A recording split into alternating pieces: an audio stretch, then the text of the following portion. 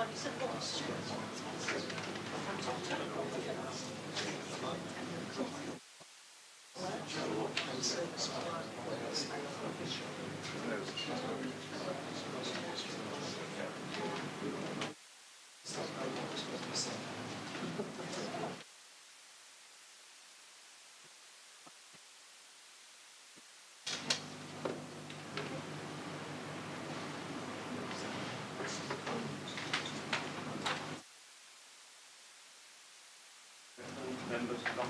to discuss. Welcome to this meeting of the council.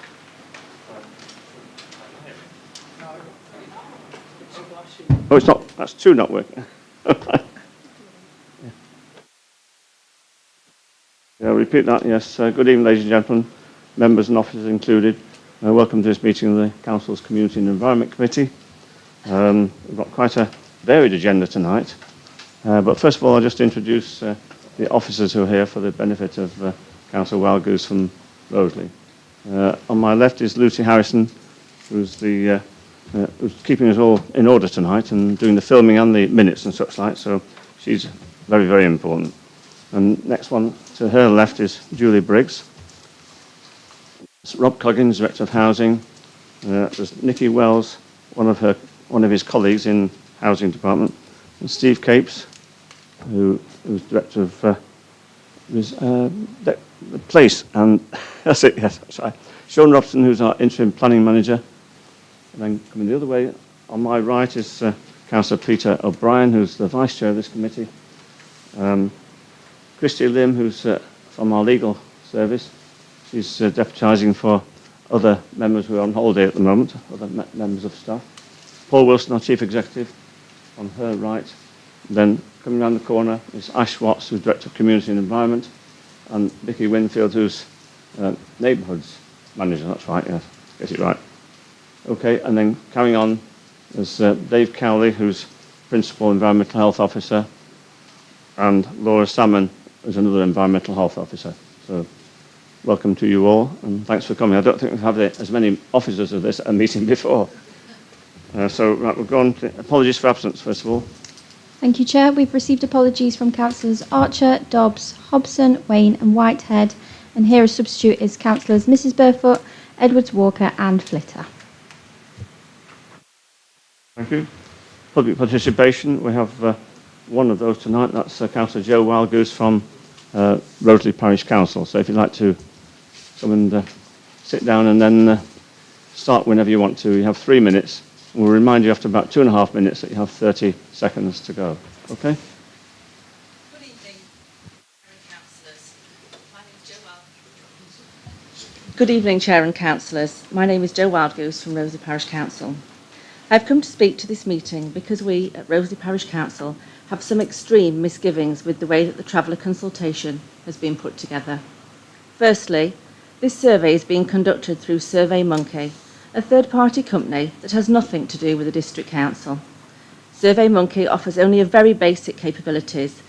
It is the method any private individual would use for a simple survey among friends. The fact that the District Council has decided to use this simple offering to canvass the opinion of thousands of people on a very important subject is questionable. Do you know how robust the SurveyMonkey platform is? How reliable? How secure?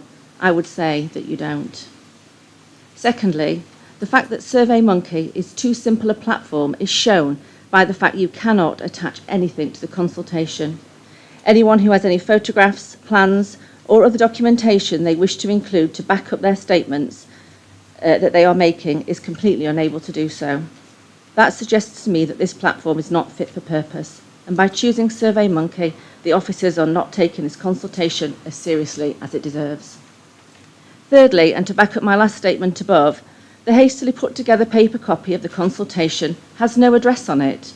The document simply states, please return your completed forms to the post box in the reception area at the Town Hall in Matlock, or to your local town or parish council. The people who will want to complete a paper copy are those who are not connected to the internet, or those who are not confident enough with the internet to be able to complete the survey online. The vast majority of these people will be elderly. They will not be able to get to Matlock and walk up the very steep bank road to the council offices. These people will want to put their completed consultation in the post. How can they do this if there's no address included on it?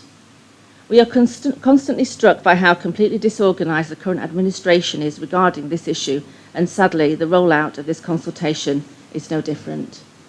Many thanks. Right. Thank you very much. The next item is interest, number 3. Is anyone? Yes, Councillor Ball. Yes, thank you. I'm just declaring a personal interest on item 6, the environmental health, due to the fact I run a public house business. Right, very good. Right, thank you for that. Any more declarations of interest? No? Right, okay.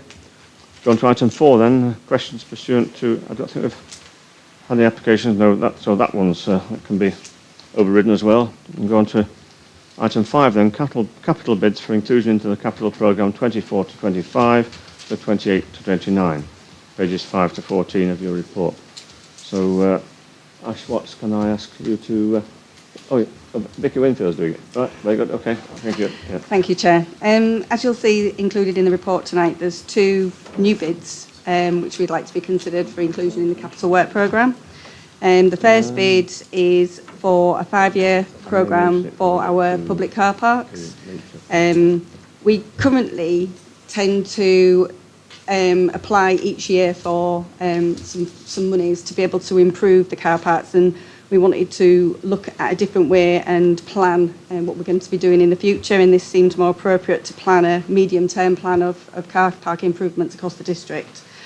You'll see in Appendix 1 the car parks and the years proposed to make those changes, and there's further information in there for why they've been included.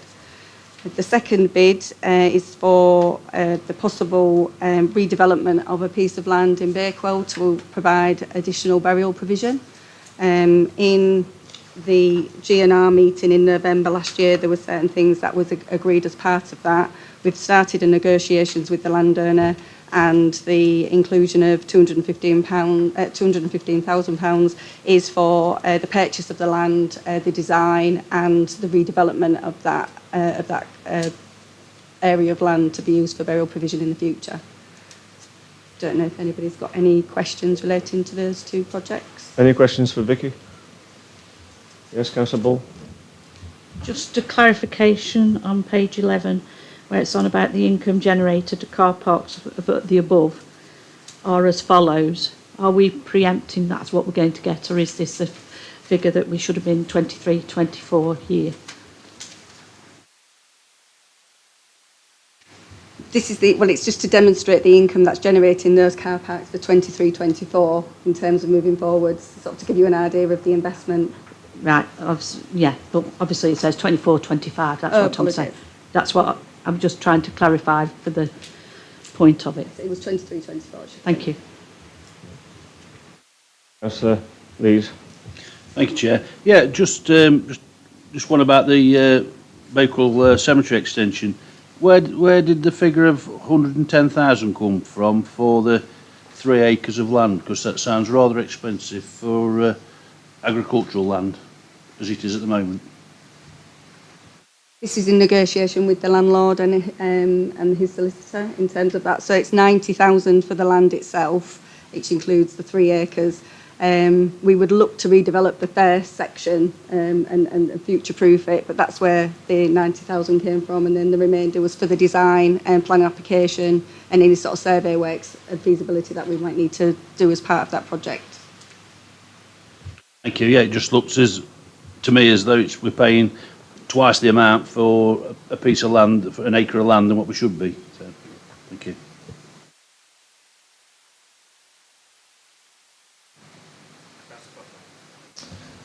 Yeah, it relates to the car park proposal.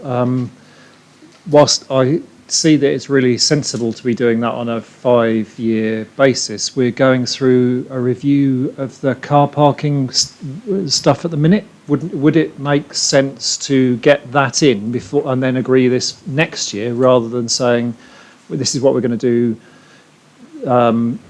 this is what the proposal is now? Does that make sense? No, it does. In terms of, they're kind of separate projects, so if there's any sort of any sort of additional work that we might need to include in the car park review, then that would form part of that particular report, but this is kind of separate in terms of that. So in terms of the car parks on here, there's nothing that would influence the review that would change these potential locations. That's okay, Councillor Butler?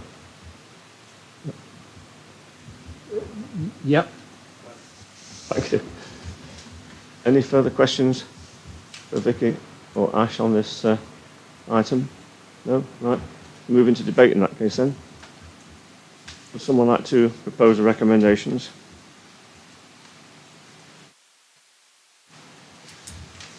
Yes, Councillor O'Brien.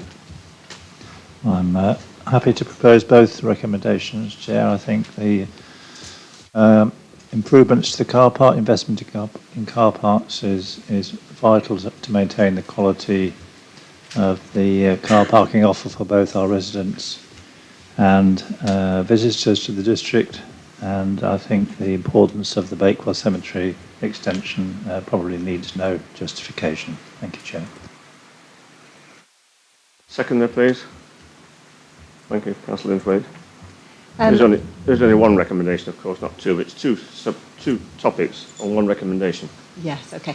I just wanted to make a comment in light of Councillor Lee's questioning the price of 3 acres. You're quite right. I mean, agricultural land will be about 10 to 12,000 an acre. The issue we have in Derbyshire Dales is that any parcels of land up to about 5 or 6 acres are usually very attractive to people with horses, and they're routinely going for 20,000+ an acre. So that's probably where the landowner is getting his numbers from. So if he were to go to auction, for example, for that 3 acres, it wouldn't be unreasonable for him to expect approaching 90,000 for 3 acres. Right, thank you. Any further contributions? Right. We move to a vote then, please. All in favour of this recommendation?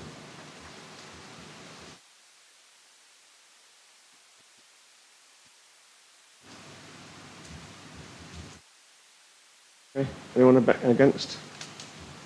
Abstentions? No? Right, thank you. That's carried. Thank you very much. We move on to the next item then, which is item 6, Environmental Health Commercial Team Service Plan, Food Hygiene and Health and Safety at Work. That's Dave Cowley. Oh, thank you, Chair. The report is basically to the committee on all the official interventions for food hygiene. Can you sit a bit closer to your sorry. microphone? Yeah, sorry about that, Chair. So the report is basically all the official interventions for food hygiene in relation to last year. Oh, sorry, there you go. Sorry, that's a lot better. Sorry. So this report is for all the official interventions for food hygiene and health and safety work undertaken by the council for last year up until April, and then predicts for the next 12 months. And we report from April to April. Just a few key points for members. The council report to the FSA, Food Standards Agency, twice a year on the performance generally for food hygiene. We have to provide public information on the food safety related matters in the report and make this available as a service plan. We've done a lot of data cleansing over the last 12 months in relation to registrations to look at how the information is displayed for the public and make sure it's accurate. We're also doing a lot more animal welfare interventions than we were doing previously. And that's just due to, within environmental health, that was previously done by licensing, just for clarifications on that. And we're developing more public-facing information in terms of public register and how to raise concerns with the service generally. I'm happy to take any questions. Any questions? Yes, Councillor Slack. Excuse me. Thank you, Chair. Just one general question is, now we're moving to having less food in packages, more food, trying to do away with wasteful packaging. Do you find that the food hygiene is increasing or not? Does it make any difference? I won't say that makes a massive difference in terms of packaging of the food stuff. but that's more at, say, national retail level in terms of how a supermarket packages the food in terms of food waste. But we have some interactions with supermarkets, but we don't generally get that many concerns about damage to foodstuff from packaging and things like that. So I don't think it's something that's really become an issue for us locally. Yeah. A lot of the local food businesses tend to package food in various measures, in like paper or they might use cling film actually in the business. But I don't think that's having a major effect. Yeah. Can I just back slightly? Because you do notice now, even in supermarkets, a lot of things loose. Put them in your basket or so forth, and they give them it back loose to save packaging. So I think it's a good thing in many ways because we're getting away from all that plastic we're using. But I just wondered if in years to come it might be a problem. I think, like you say, a lot of businesses think about how they wash salad and things like that to make sure it's hygienic, and pre-bagged salad and things like that. Yeah. So we have had one business I can think of in particular, which wanted to specifically invest in the way they washed salad, so they didn't have to use plastic and things like that. Yeah. So it's like anything really. There are ways around dealing with plastic or other packaging materials as long as it's done safely. So a lot of it is dependent on the shelf life. So the packaging can help with the shelf life determination and things like that, but that's not it's not something for the issues we have with our products generally in our area, in that type of thing. It's more for things like fruit and vegetables and things like that, where a member of the public would wash their vegetables before they consume them. Like, for example, with cheese or something along those measures, it would need to be wrapped in some form of packaging, just in terms of making sure the shelf life is suitable, because obviously if they wrap it and it's open to the air, it might not be a suitable shelf life if we wrap it differently. Right, thank you very much. On that subject, Dave, do you have any issues with market stall holders in terms of fruit and vegetables and so on, which are generally unwrapped, of course? We've not had any concerns raised to us specifically about market stalls or fruit and vegetables in market stalls. One of the biggest issues for market stalls and things like that is temperature control for products which are more high risk. So things like cheeses on Christmas markets and things like that, making sure that we've got suitable arrangements in place to refrigerate them types of products. Because there's been quite a few issues with cheese generally, nationally. Right, Councillor Boothroyd. I have a question about, do we have any regulations at all in place for post-consumption environmental health? And it relates really to the same question, but I think there's been an increase in the amount of takeaway packaging generally, especially since the pandemic. And do businesses have to essentially explain what happens with contaminated food packaging that people have eaten their fish and chips out of, for example? Because I was at a beauty site today where the overflowing bin, is entirely food takeaway packaging, and that is attracting extra than. Well, I think that's my observation of the world, anyway. No, that's fair enough. There was some regulations which came out specifically for takeaway premises to only have like cardboard packaging or product packaging which is compostable. We have made this information available to all. Well, we have raised it with food businesses and we've visited them that we're still using like polystyrene packaging for like kebabs and things like that. So we have raised that with a few businesses, but that's a trading standards related enforcement matter. Yeah, it's not really about the material the packaging's made of. It's that in fact it's contaminated with food. So it's post-consumption, but it's creating piles of food waste essentially around the district. Is there any regulation for kind of businesses? I can't think of anything specifically for that issue, but that might be something more for the waste service to think about. But it's nothing I can specifically think about. But if anything comes to mind, I'll let you know. Thank you. Okay, thank you, Kelvin. Councillor Franks. I'd like to ask a couple of questions about Table 2. There seems to have been a considerable drop-off from the best quality food hygiene rating, a drop of over 100 out of a starting point 753. We're now down at 624 who've achieved the highest rating. There seems to be a gradual increase in the improvement necessary ratings score as well. And I'm wondering if, from your knowledge of what's happening locally, what's missing, what's causing this? I mean, is there lack of training in food hygiene, lack of certification amongst employees? I think when I look at that, I'm thinking we've got a deteriorating situation, and how can we stop that in its tracks and improve it and get more premises back up at 5? Well, I think there's two things to think about here really with that. Because of COVID, we've had a lot of closed businesses.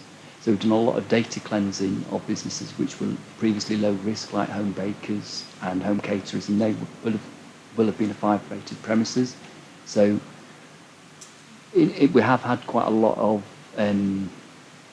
businesses closing that nature from COVID. So that's a lot of the reasoning is some of the businesses which are closed, and the general reduction in numbers generally is from the businesses which aren't regularly visited. So when we've actually made contact with that business, it's no longer operating.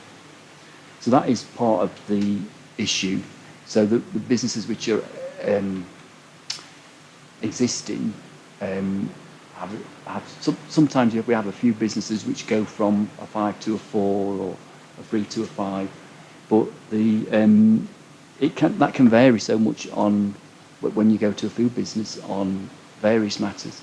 It can be like I say, training is an issue, but there can be issues of change of ownership of a business which you're not aware of.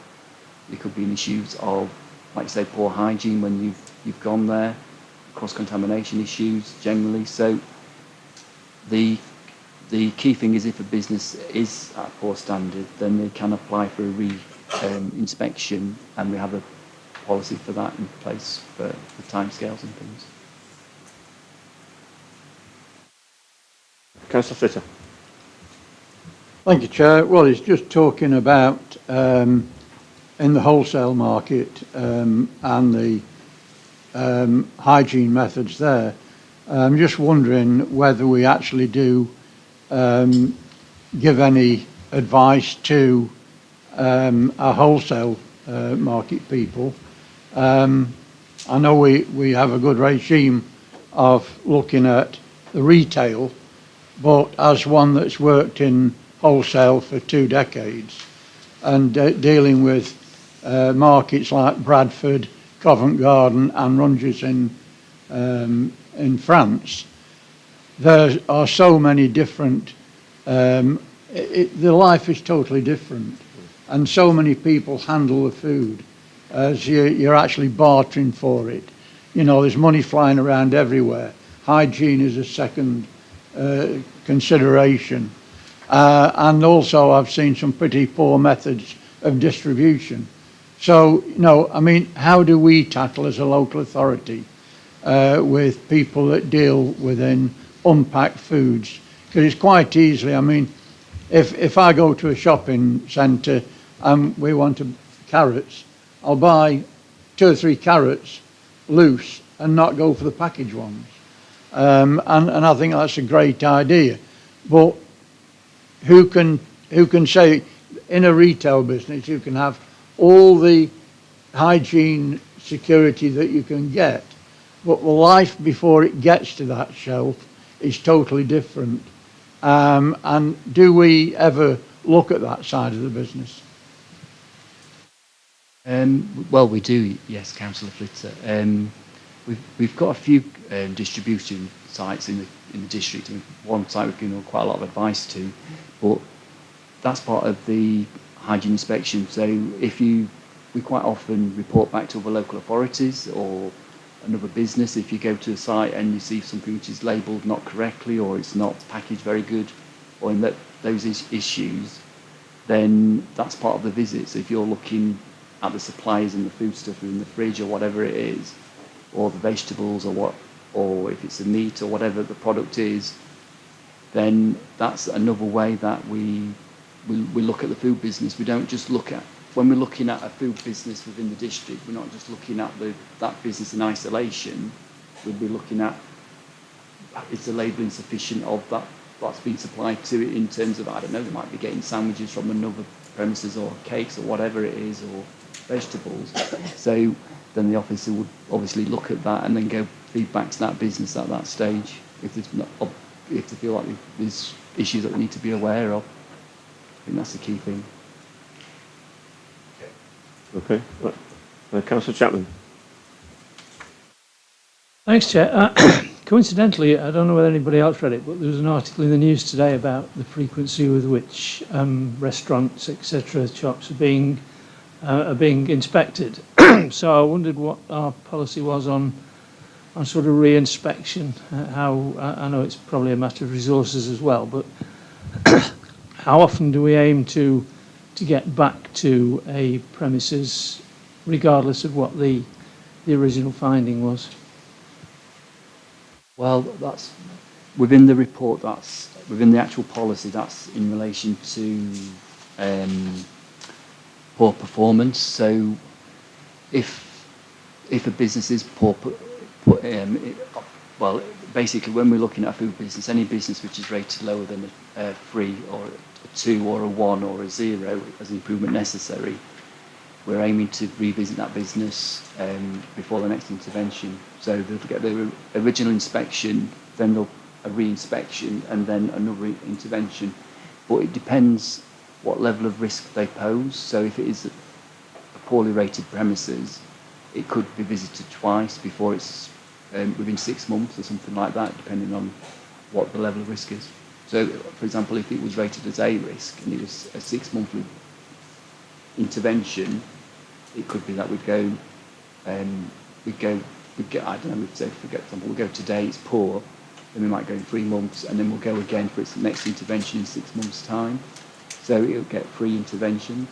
And then so it depends on what the level of risk is that the officer sees and what rating they're given. But we do aim to do that within 75% of cases of low-rated businesses, and we are monitoring that for going forward, because that's something that we think the FSA may be looking at generally going forward.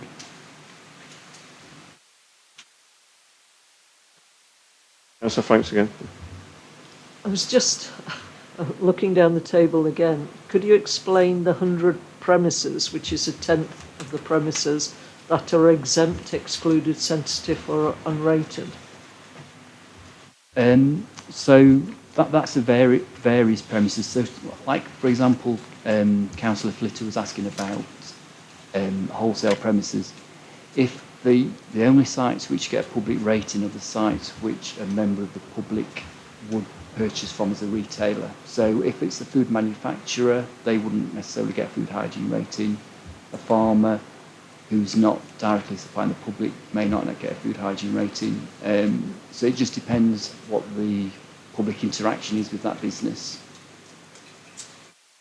So some of the sites which are sensitive, that's places like childminders, which we don't want to publish any form of address or anything like that. Okay, Councillor Franks. Right. Any further questions? No? Right. Just remind you of the recommendation that the service plan for delivery of official controls detailed as Appendix 1 to this report be approved. So as we move into debate, would someone like to propose this recommendation? Councillor Butler? Councillor Franks the second. Right, okay, we're moving to debate now. Would anyone like to make a contribution to the debate, or have we dealt with everything through questions?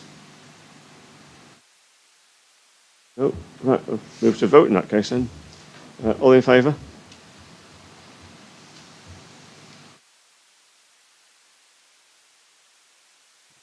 Looks. I think that, nobody against? No, I think that's unanimous then. Thank you. Right, moving on to the next environmental health question, or item I should say. That's electrical, enforcement of electrical safety standards in the private rented sector. And Laura Salmon is going to present this report. Thank you, Okay, Chair. Laura. Yeah, the purpose of this report is to request delegated authority for environmental health team, the public health and housing team, to enforce these regulations.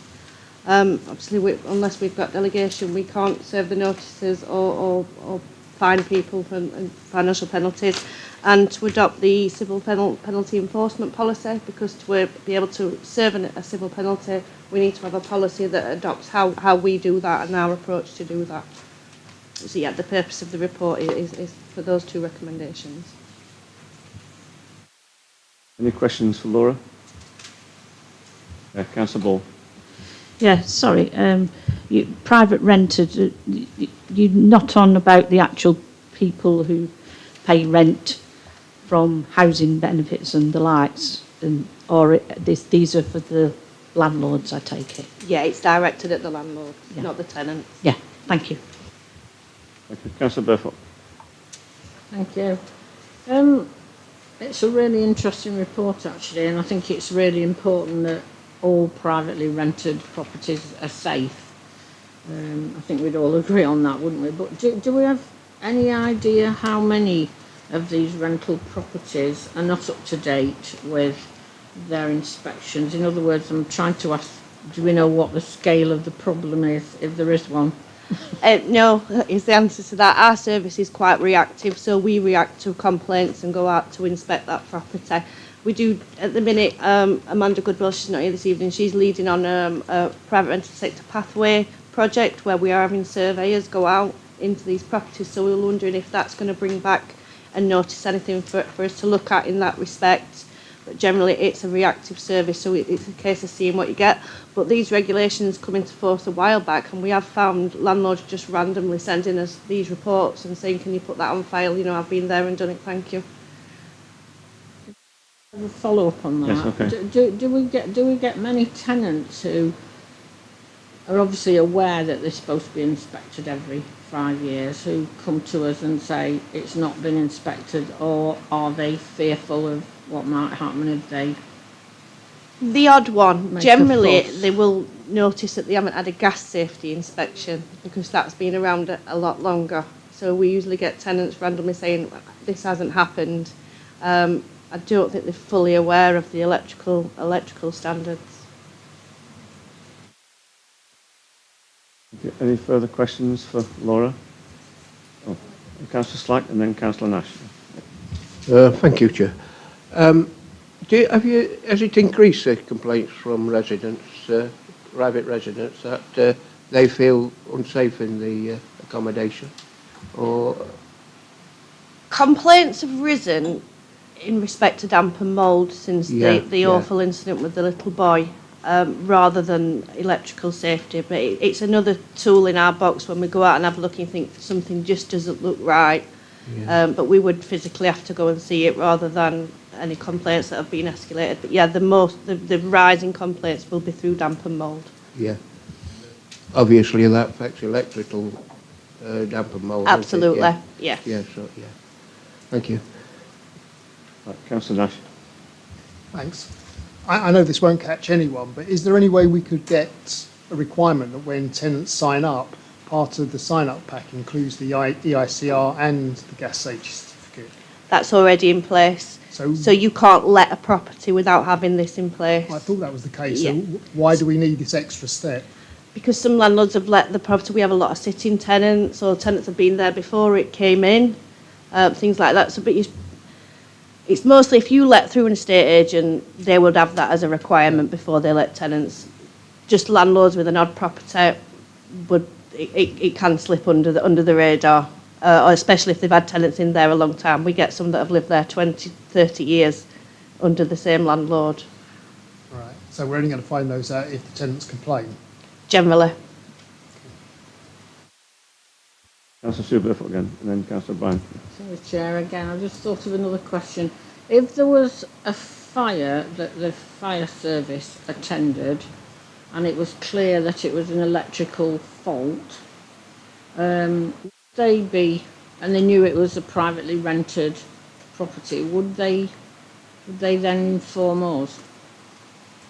They generally do. If the fire service have been out to any call out that's in a private property, they do, let us know what's happened and give us the heads up. But I think they also have their own regulations as well to deal with certain fires.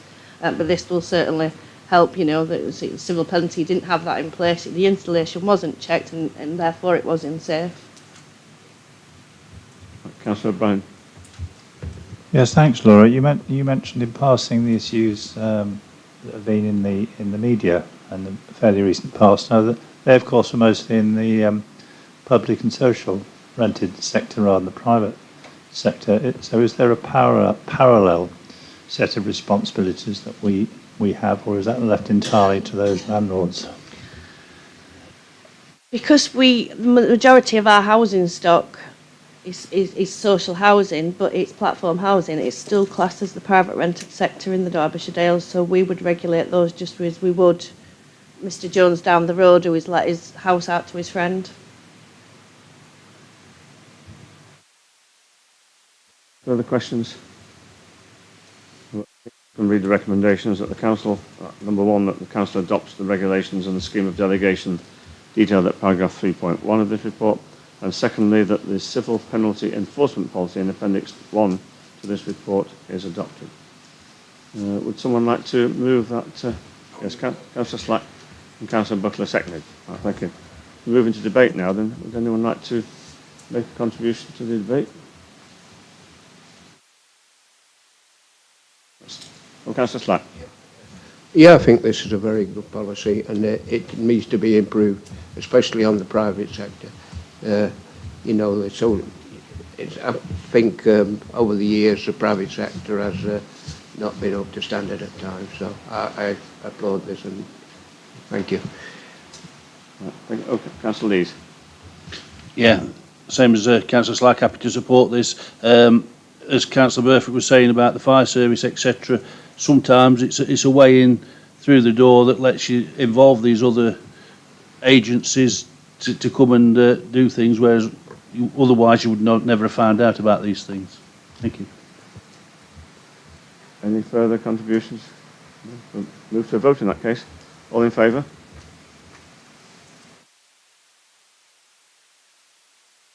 Okay, that's unanimous. Thank you. Right. Well, thanks for your attendance, Dave and Laura. Yeah. Right, now we're on to item 8, which is the introduction of planning performance agreements as a project management tool. So I can ask Sean Robson, Interim Director of Housing, Planning, and not Director of Planning Service Manager, to present this report. Thank you. I mean, if you want to give me the promotion, it's fine. No problem. I'll take that. Yes, thank you, Chair. Just to bring members up to speed, the proposal covers the introduction, or proposes the introduction of the planning performance agreements for the authority to use. Effectively, a planning performance agreement is a tool that a number of authorities use when dealing with larger scale or even some smaller scale applications, where effectively the developer, through negotiations with the council, the developer enters into an agreement. It's not mandatory, it's something they choose to do so. Enter into agreement to provide a service to deliver that project. So, for example, if it's a large-scale application, it may well need, on the part of the project group, a planning officer, an ecologist, and an urban designer. The cost of employing those people for that project piece of work is directly tied up within the planning performance agreement. The developer pays for that. So it's a nil cost to the authority, but those people work directly underneath the authority. The authority's still got the autonomy of the application, but that planning officer would make a recommendation, as would a permanent member of staff, as would the ecologist and the urban designer. So the fact that a developer or developers, if there's more than one, are paying for that planning performance agreement, it doesn't guarantee a decision one way or the other. It guarantees a decision, but obviously it isn't necessarily a favourable decision. It could still be a refusal, or there could be further work that's needed. And with it built into that PPA, there are contingencies to for the period of time that's originally envisaged to deliver the scheme, it runs over to agree further extensions of time within that. So effectively, it's a tool that we can use where a developer wanting to do that or not. They can certainly bring it up, we can ask them to do that, but they don't have to. But it's an option where we can deal with some of the larger applications in a more expedient process, which obviously will help underpin the authority's economic development. Thank you, Chair. Thank you, Sean. Any questions for Sean about this? Yes, Councillor Lentwaite. Thank you, Chair. Sean, I was just wondering, would this help this authority with processing applications, particularly difficult and complex applications, bearing in mind the difficulty we have in recruiting staff? Would this provide you with the extra support in those kind of processes? I mean, what the PPA can do, it's certainly, to answer your question, yes. You can certainly bring in that expertise to deliver that large, complex application. But if there's a member of staff that wants to perhaps deal with that large-scale application, the PPA can be used with the agreement of the developer to effectively remove their casework to a third party that will come in to deal with that. And that person, he, she or they could actually assess the application, but just solely focus on that one particular application. So it can be used, it's a multifaceted tool that can be used to deliver the application. Thank you. Councillor Butler. Yeah, this is probably a declaration of interest as well as a question. So Derbyshire Wildlife Trust, who are my employers, provide biodiversity planning advice, and there's no mention in this, and it states in the point that there are no climate or biodiversity change impacts arising specifically from this report. You know, what are the implications of what you're proposing for example, BNG? Because you've talked about ecologists and the report that the ecologists get. You know, where is that likely to fit into this? Yes, thank you. Just to come back onto that point, I mean, the whole requirement of BNG and so forth, this doesn't remove the requirement for that. I mean, I used an ecologist as an example. It may not be required for a particular project. So certainly, whatever comes in, if there is a need or there is a pinch point on the application, then that is something that the PPA can help deliver or facilitate. And that could be diverting funds or so forth towards Derbyshire Wildlife Trust and or others to make sure that that requirement, and BNG in this particular instance, is met, and that it's not actually removed or reneged on that as part of the application consideration. I hope that's answered your question, Councillor. Yeah, thanks. I have a question about this with regard to the schedules and project schedules that are essentially put forward by developers for larger developments. And the reason I ask is because often there's sort of conditions that are used to mitigate residents' sort of concerns with regards to things like screening through planting works and also additional footpaths and things and links going in, which often get put to the back of development projects, which means that when we go to then see the extension to that planning application in planning committee, you see a lot of residents sort of saying, well, you can see that this still impacts my view and whatever. So as part of this, will we expect to see a sort of a project schedule, essentially, that as a committee we can approve or say, actually, we think that in order for you to build house number 14, you have to have planted this screening first or built that cycle path or whatever. That may be in the overall planning permission, but isn't scheduled, as it were. Sorry, if I can come back to you on that one. In terms of what this agreement does, effectively, it doesn't alter, for want of a better word, the status quo as an application will be determined now by the council. It's just basically using a resource to deliver that on behalf of the council, under the umbrella of the council. But certainly if there are particular issues, the officer, he, she, they that's engaged, or a series of officers that's engaged to actually deliver this, will still have to ensure that all questions that are asked or things that come forward as part of the application are assessed thoroughly. And obviously, if there is requirements through means of imposing certain conditions or bespoke conditions, or certainly tweaking or amending the scheme, all that is still considered in the round as the proposals through the PPA. So it's not a, for want of a better word, shortcut to deliver an application. It still has to go through due process and obviously comply with policy. I think that may have answered the question, Councillor. Yeah, thank you. Councillor Lees. Thank you, Chair. Yeah, when we classing as large developments, what are we classing as large? Again, it's another one of them. Are we classing as 50 houses, 100 houses on this development before this kicks in, or because it's quite a costly job for the developer. If it's only 20 houses, say, it's going to add up quite a lot of costs. Just to come back on that point, Councillor. I mean, the developer doesn't have to enter into the plan performance agreement. It's not mandatory. It's optional. But certainly, I've seen PPAs used for schemes of 5 dwellings or more, or even some quite complicated, but it's a large building, civic buildings, extensions and alterations. Generally, you tend to get PPAs cropping up quite often if you're looking at a sustainable urban extension, an SUE, which could be anywhere from 800 up to 3,000 houses. So it's generally tend to get them above the classification of a major development, so 20 plus houses, 50 plus houses where this tends to sit, or large-scale industrial commercial developments of quite large floor space or storage or distribution nodes that have been brought forward.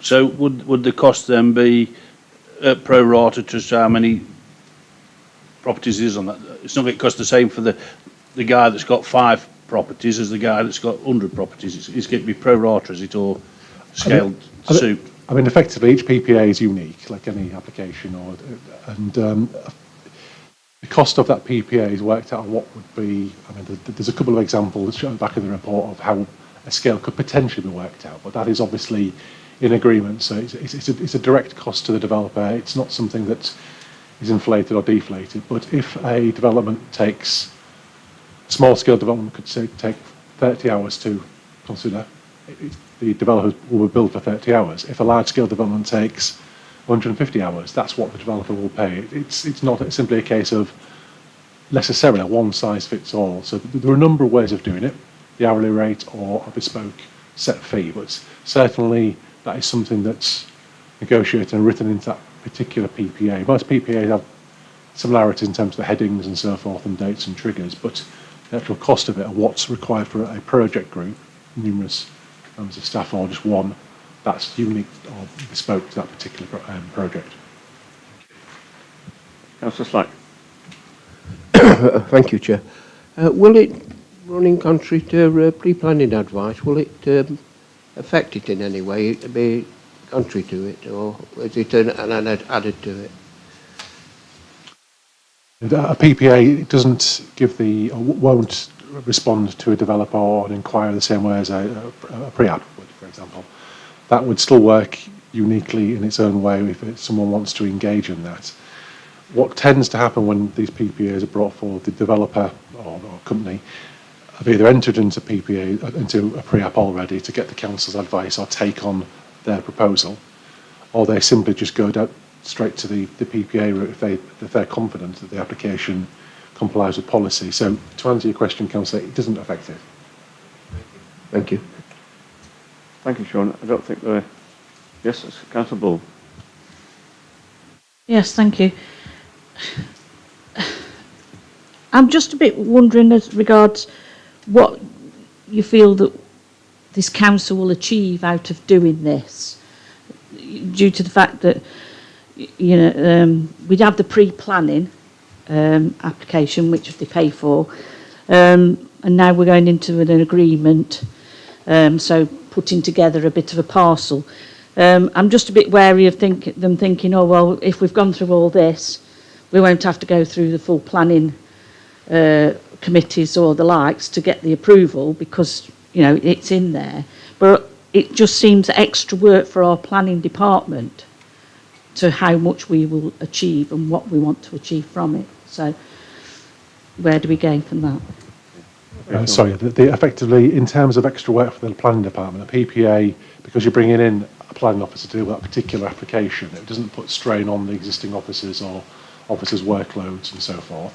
I mean, the recent stats through the actual some trade literature in terms of the top 50 authorities in the country that use PPAs for the last financial year, for example. I mean, Cambridge, very small authority, it's got a large number of planning officers. They delivered 25% of their planning applications for the last financial year through PPAs.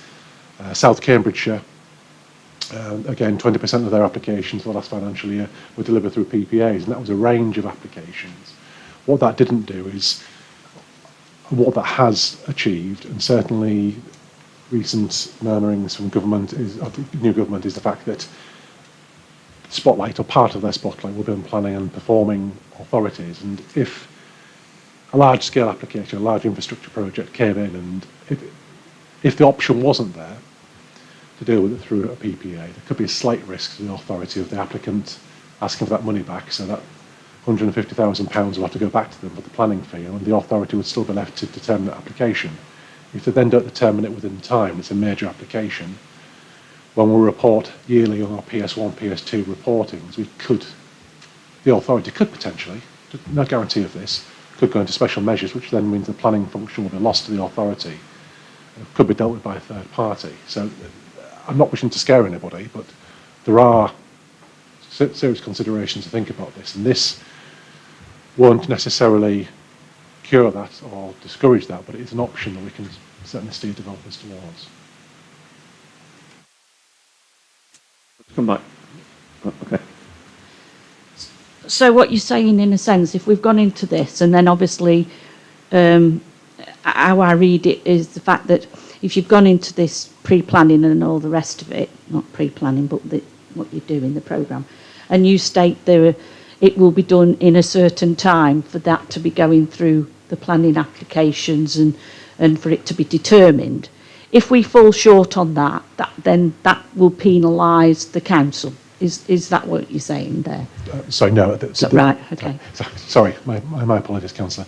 The planning performance agreement will have a series, once you've got a worked up document, once the authority and the parties have signed up to that, effectively we'll have certain dates in that. So effectively there will be a notional date or a date in there when the application ideally should be determined by.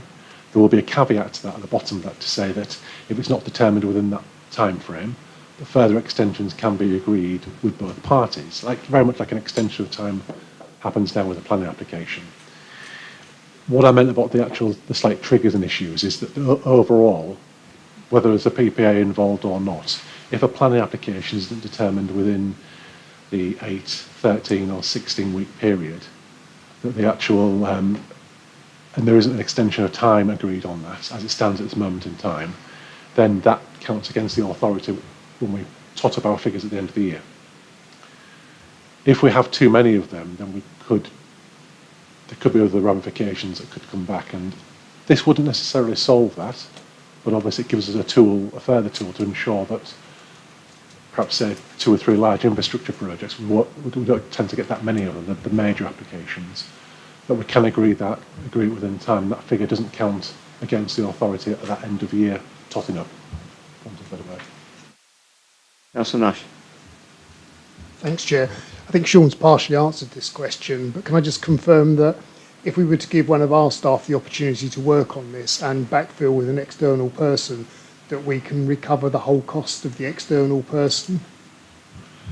That will be written into the PPA, and obviously it is with agreement with the developer, but I've certainly seen that used on multiple occasions when that agreement has been reached and that has been done. So for the period of that project, say it's 10 weeks, that 10 weeks worth of work that the officer, he, she, they would have been doing, permanent member of staff would have been doing, that's used to actually focus in or funnel into that work that they would have been doing, that resource which brought them to do that.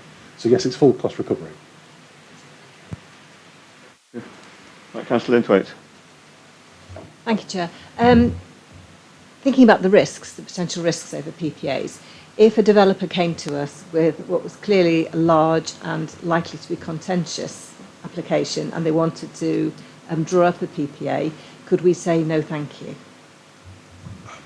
I mean, yes, we could. I mean, it's not mandatory. It's with agreement, so it's something we don't necessarily have to do. If it's a large contentious one and it's left within the team, I mean, it will be dealt with in due course, but just the time frames and those risks mentioned earlier about the PS1, PS2s could kick in if we're not careful.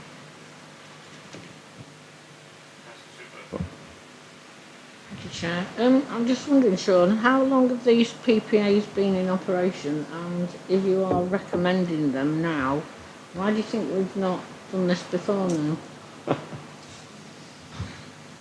I couldn't answer the last point. Why hasn't it been done before now? Certainly, PPAs have been around for quite a long time. I mean, certainly I've certainly known about them for 12 years. They use different degrees. I mean, some authorities use them more heavily than others. I mean, for example, on a ranking table last year, the local authority Solihull, out of their 500 applications, 3,000 applications they dealt with within the financial year, 133 of them were delivered through PPA. So some authorities do use them quite heavily. I do know there's one of the London boroughs that just have a team of 5 officers that are completely funded through PPAs, just dealing with large-scale applications. It's how you choose to do it as an authority. I mean, ideally, yes, it is another tool that can assist and does assist authorities. It's just whether or not, or how often that gets used. But if it is there, it could potentially be used. It's something that could very much assist. I would say, hence the paper. Thank you, Sean. Any more questions? Oh, Councillor Brown, thanks. Yeah, I mean, just to help answer Councillor Burfoot's question, when I was working some 25, 26 years ago, I led a number of PPAs as an urban designer because the focus of that particular application was urban design, and I think that's the strength of PPAs, that you tailor the team according to the needs of the application. But my question is, yes, it's great to be able to assemble a team bringing in external expertise, but some of our key expertise here being a district authority lies with our statutory consultees, the Drainage Authority and the Highway Authority. Are we confident that they would buy into a PPA in terms of making their expertise available within the prescribed time scale? Because as far as I know, the Cambridgeshire examples, they have a service level agreement with the county council so that they get that expertise provided on the same basis as external expertise. I haven't had it in writing from the LFA, just for example, taking flooding as an example, but I have been having discussions with them, and the indication is that if we make them aware of that, then they will work towards getting that within that time frame. I mean, that would be written into the PPA that there isn't a service level agreement with the Drainage Authority, and that obviously all best efforts and so forth will be done as part of the authority. I mean, that is something that I've run into once or twice before, Councillor, and it's how you have that frank conversation with the developer. There might be slight lags from certain consultees. More often than not, they're fully aware of that and obviously do accept that as part of or written into the PPA, certainly that contingency, that flexibility. Councillor Slack. Just one more question, Chair. Thank you. The new government want to speed up planning. Will this process help to speed up planning?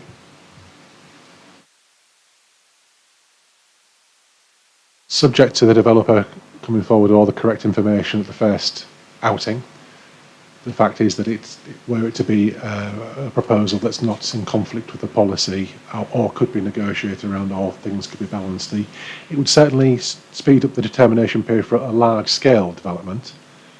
Then whether or not the government decides to change their approach to agreement of extensions of time or not, I can't say at this moment in time. There's been no indication as of yet. But certainly it could drive forward development quicker than it perhaps has been or could potentially be otherwise, Councillor. Thank you. Now, Paul Wilson would like to add something. Yeah, thanks, Chair. Sean was very diplomatic, but I'll be very direct in answering Councillor Mrs Burfoot's question. The reason why they've never been introduced in the past is because we've relied extensively on extensions of time, which has been quite permissible. But the key risk moving forward is outlined in paragraph 3.3 of the report, whereby there have been previous consultations regarding an authority's ability to continue to use those extensions of time, because what they do in effect is they mask the true performance of an authority against the statutory time limits for determination. So what the PPA would do is it would bring in additional resource, short-term capacity to deal with those applications with almost, if you like, a fast-track route to a decision. So it reduces the risk for the authority, it gives greater certainty in terms of speed of decision-making for the developer. But the thing that we need to be mindful of as an authority moving forward is that whether you go with a PPA or not, there is the potential that if the regulations are changed around extensions of time and how your planning performance is measured, then if we are not adhering to the statutory time limits and we end up with lots of deferrals or applications being determined way beyond that statutory time limit, we could end up having to return the planning fee. So we've committed the resource, determined the application, and we've had no fee for it. That has been spoken about in consultation. So what Sean's bringing forward here is one means of bringing that short-term capacity in, particularly on the larger, more complex applications, but it's not the solution to the overall conundrum of determining applications as quickly as we possibly can. And you know, everybody will have seen the headlines in the last few days, and certainly today, the emphasis on speed is absolutely paramount in the planning process at the moment. Any further questions? No? Right, can I remind members of the recommendations? One, that the Council agrees to use planning performance agreements subject to them being authorised by the Director of Place and Economy or the Development Manager only.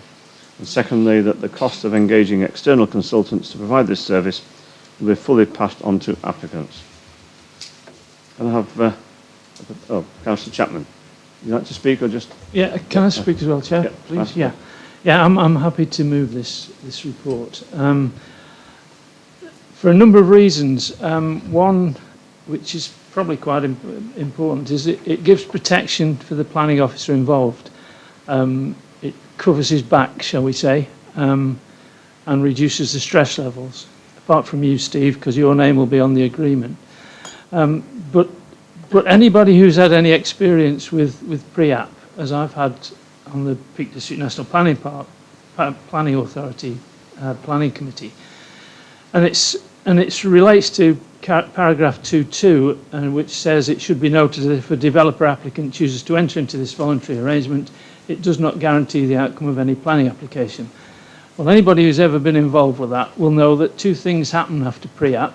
They either totally ignore it, or they go ahead with something completely different and are authorised and claim that it was the pre-app said that they would be able to do it.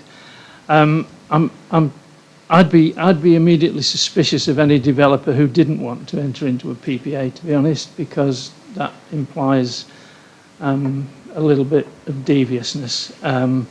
Because anybody with a bona fide application would welcome this, because it ratifies it, it gives it substance, rather than just sitting down with the planner for half an hour and then walking away. So I think it's a great thing to do, and I'm happy to move it. Seconder, yeah. Councillor Slack. I think it'll take a lot of the stress away from planning officers, plus it will generally speed up the planning process. So I agree with Councillor Chapman. Thank you, Chair. Thank you. Any further contributions to a debate now? No? Right, okay, we'll move to a vote in that case then. All in favour?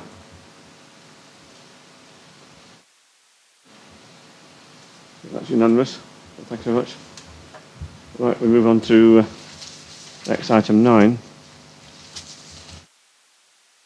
Find it. That's the nature delivery plan for 2024 to 2027. So I think Ash Watts wants to present this report. Thank you. Thank you, Chair. Joe Hill wasn't able to be with us tonight to deliver the report, but I hope members will join me in thanking Joe not just for the report, but for her work during the time with the District Council. Sadly for us, Joe moves on at the end of this week into a new role and new organisation, but she's been an excellent officer while she's been with us. Yes, I'll just interrupt. I think all members here would like to endorse that recommendation of thanks to Jo, because she has done a wonderful job, well, both for Matlock Town Council before she came here and in her time here. She's moved things on quite a lot in terms of biodiversity and climate change issues and so on. Thank you. Thank you, Chair. On to the report, there are two recommendations in front of members. The first one is to note the nature delivery plan, which has been developed by SLR consultants following input from Joe and a number of members in this meeting, but members of the Biodiversity Subcommittee. Essentially, the plan provides us with a framework as outlined in 2.4, which allows us to report on the actions that the Council intends to deliver on and how we publish our performance and progress on those objectives. It sets out what we can deliver both on our own land, but also how the Council can play a lead role as previously agreed by Council in 2023 in trying to influence wider issues surrounding climate change and biodiversity. As members will have seen from the SLR report in table 7.1, there are clear goals and objectives with indicative costs and timeframes and possible partners that can help us achieve those goals and objectives.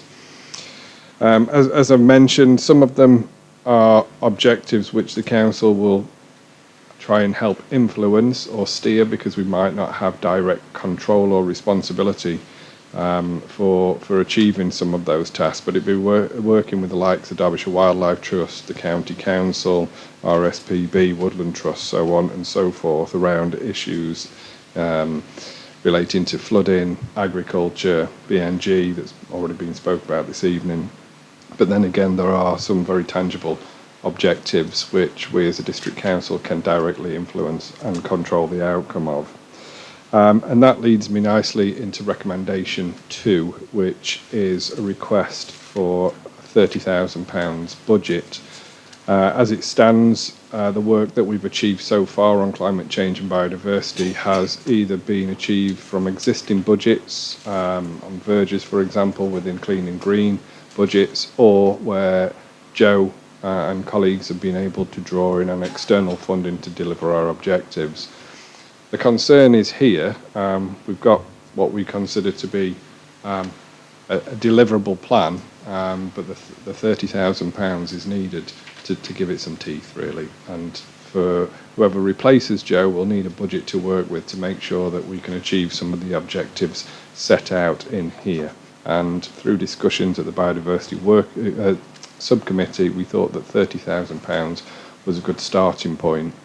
What we are likely to do is in 12 to 18 months' time be reporting back once some of the baseline assessments and surveys have been completed and returned. It should give us an idea of where we want to take our work in future, and that will be a discussion that we have at the Biodiversity Subcommittee and then report back to this Council. I'm hoping that some members with greater technical knowledge in some of these areas may be able to support in any questions that we have. Thank you, Chair. Thank you, Ash. Can I just apologise before calling for questions?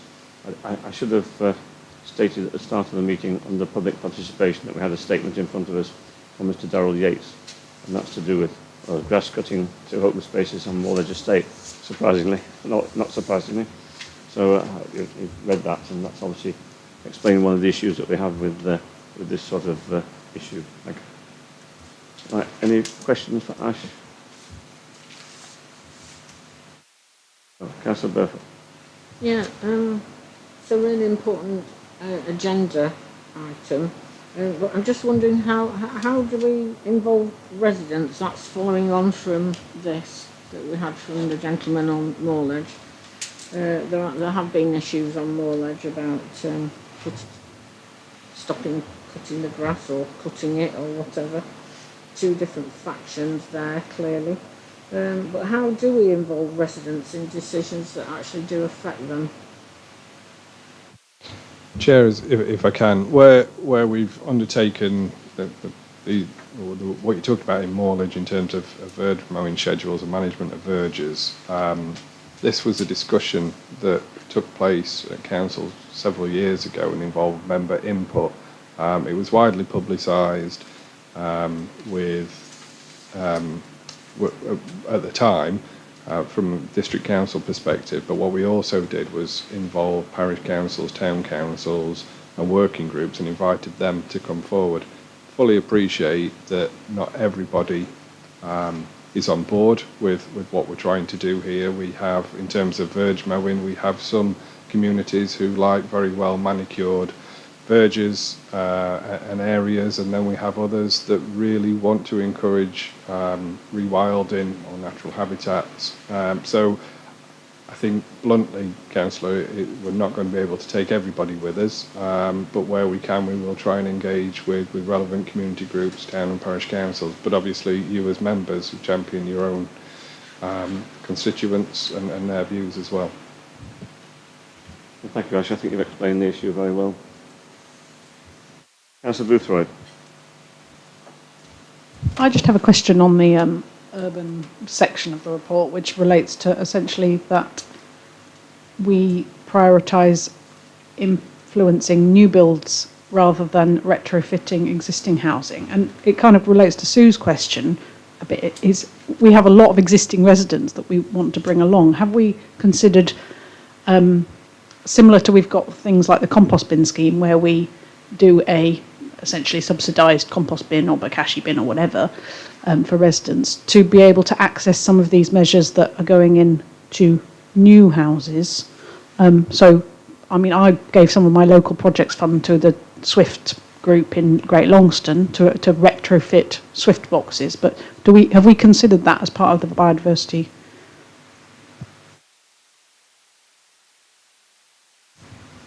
Can I help with that? Okay, Councillor Butler. So one of the projects that we've done through the biodiversity working group has been working with the Derbyshire Swift project, which did come to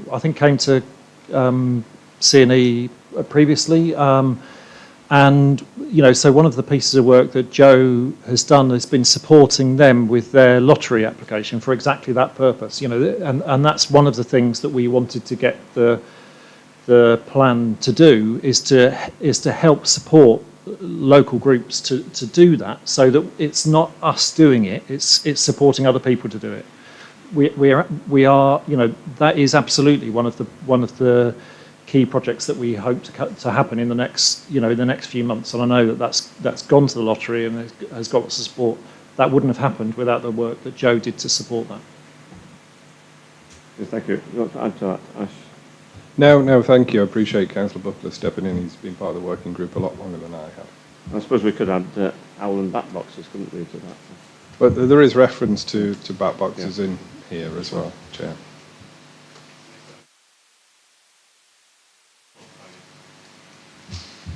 Yes, thank you. Well, I welcome what we're trying to do here and everything, because obviously, we've declared climate change and the lights, and we want to try and bring nature back and everything.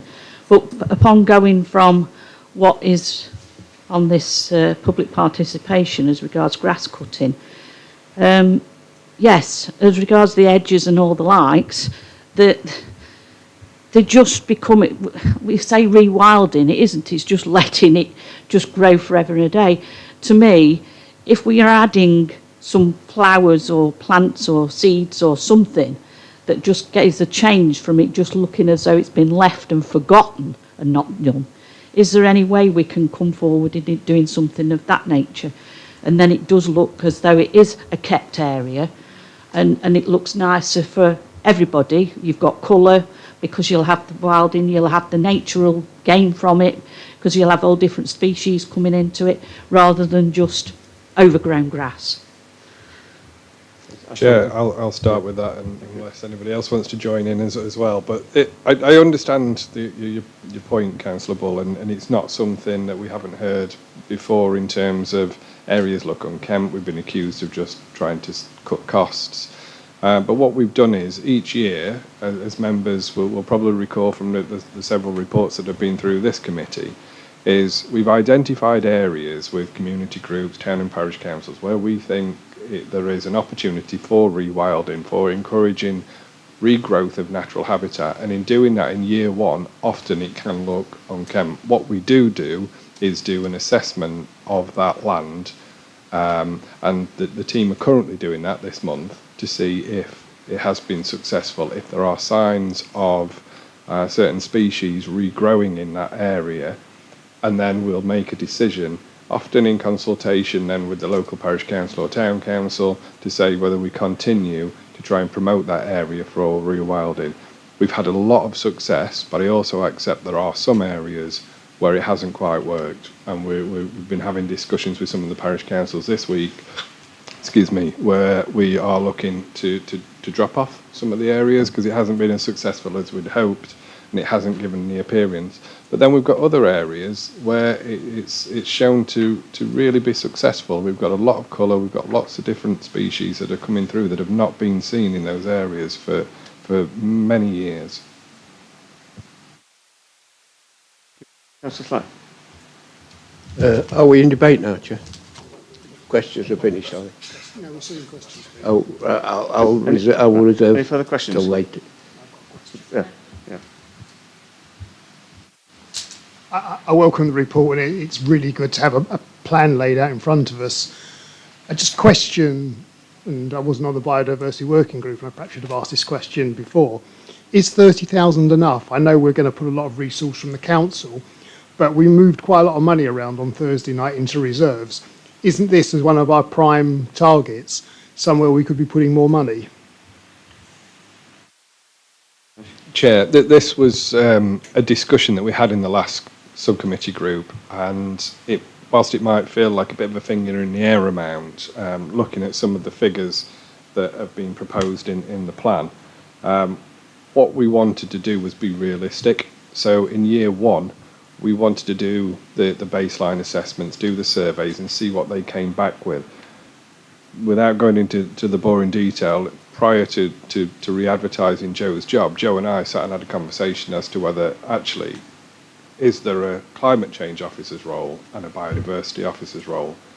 And we both agreed that in time, perhaps, yes, there is, but right now it doesn't feel like that. We need to determine this year. I mean, we've got a plan now. We know the direction of travel should members choose to approve this. I think we spend this year looking at where we want to go. When we get the baseline information, then we determine where we want to go from there. I didn't want to ask for a lot of money and it not be spent, because I think that sends the wrong message as well. We thought that some of the prices or indicative costs in here were slightly overinflated. So we had a conversation around that. We've gone with 30,000. There's nothing to stop me coming in later in the year to ask for more money if needed. But we thought that this was a sensible approach rather than having underspend. I think providing the criteria is you can spend it as fast as you can, and when you run out, you come back. I think certainly I would be supportive of that, and I hope most of my other colleagues would be as well. Any further questions? Yeah, Councillor Boothwood. So just a question on that. Is this a cap on the amount, or is this just an amount that's been applied for, and then there's no reason why in 3 months' time, if something comes forward, we can ask for more? It's not a cap, Councillor, but it is a budgeted amount. So we work within that budget, but if there is call for additional funds, then there are mechanisms for me to bring that forward or to try and draw funds from elsewhere. It's not saying that we're only doing an amount up to that. What we're saying is we think this is a suitable budget to undertake the work that we can do. We've got to remember that we have got one climate change and biodiversity officer, so capacity is an issue, not wanting to say that we can't do more just yet, but there's no point in doing more until we know what the situation is. Okay. Can I ask a question? I think many members, all members, probably have passed the Sainsbury's roundabout on Bakewell Road. numerous occasions, and we've had quite a few congratulations to the council and officers for the wildflowers on that roundabout now. But what will happen in a few weeks' time is when those wildflowers, annual ones, die back, they'll turn brown, and then people will be complaining about the fact that they don't look very attractive. But of course, we've got to allow them to set seed. So that's the issue. But how do we answer that question, do you think, realistically? Because what people will certainly ask that. I can predict it now. And I think you're absolutely right, Chair. I would agree. It's the life cycle of complaints that we get really for verges and hedgerows. But I think it's a really good example of where we've had success. You know, you come into the town and that's the first thing you see, and that's nature. You know, it's not forced. It's not planting every year like it used to be. It's been a shift, which is something that the council has wanted to see, and the Progressive Alliance has pushed that agenda further. So I think we just have to have some very honest conversations with residents. Right, if no further questions. Councillor. Yeah, look, a query about some of the, they used to be called notifiable plants, that if you had land which was, for instance, full of ragwort, you were compelled to pull it up basically and get rid of it.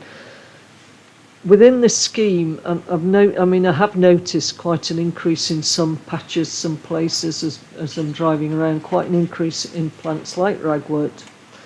And is there any way, are we addressing that? Are we trying to control that with natural methods like going out and pulling them up by hand, or because they're still toxic, they still can, if they get into farmland, particularly where horses graze, they can be lethal. They're not good for wildlife, apart from maybe, I think bees can get pollen from them, but the general plant itself is quite toxic. And is there some way that we address those issues? It's not the only plant which is toxic. But there is, Chair. When we get reports, each instance is dealt with on its own merit. So look at the level of risk, whether there are other animals around there. We have some where we've got horses nearby, and then we look at a suitable treatment method for it, and it might be hand removal or otherwise. Okay, councillors. No further questions? Right, well, the recommendations on this report are, one, that the nature delivery plan for 2024-27 be approved, and secondly, that the council be recommended to approve additional revenue budget 25-26 to reflect the proposed expenditure of £30,000 associated with the delivery of the actions set out in the nature delivery plan. So do I have a proposer and seconder? Councillor Lees? Oh, several, in fact. Yes, Chair, happy to move it, if that's okay. Again, I'd just like to pass my thanks on as well to Joelle, who's been a good member of the team, and I've seen her personally on quite a few of the events, either making bird feeders out of pop bottles or whatever she's been doing, promoting, and she's done this council proud. And I'd also just like to come back on, I think it was Councillor Bull that said about these areas of grassland that look as if they've been abandoned. We did start putting a board around them, didn't we, with mowing a little board around them, which denotes that little area, so to make it look as if it was owned. So happy to support it. Thank you. Councillor Buckler? Can I second it? And as the chair of the Biodiversity Working Group subcommittee and now working group, I'd like to thank all of the people who've been involved in that in its various iterations, because I think that I think that this is a really good piece of work, which supports, where we've tried to make sure that we support the work that we're already doing and make sure that the work that we're doing is focused on biodiversity rather than trying to come up with new innovative ways of delivering. Let's make sure that the work that we do focuses on biodiversity, and I think that has come through after the conversations that we've had at the various things. This isn't the only thing which is going on at the moment. The County Council is working on the local nature recovery strategy, which this will feed into, and this complements, and that's one of the purposes of this. And so, seeing where things happen and where things are going to happen is again a critical piece of work which is already happening, which is happening at the moment. I really want us to be looking at the levers that we've got. So whether that's, as part of the local plan review, I think we've got a very definite case to make for there being 20% biodiversity net gain in the area of the Derbyshire Dales, which is outside the national park, because of the increasing development that we have in the areas of the areas of the Derbyshire Dales, which is outside the national park. And those, we need to be making sure that we're considering those things. So recognising the levers that we've got and using those levers to make the best for biodiversity. This isn't the end of it. I think Ash's point about the baseline is really important, and what comes back, there will be things coming back to make sure that we do this better. So I would urge everybody to support this. I'm really happy with the work we've done.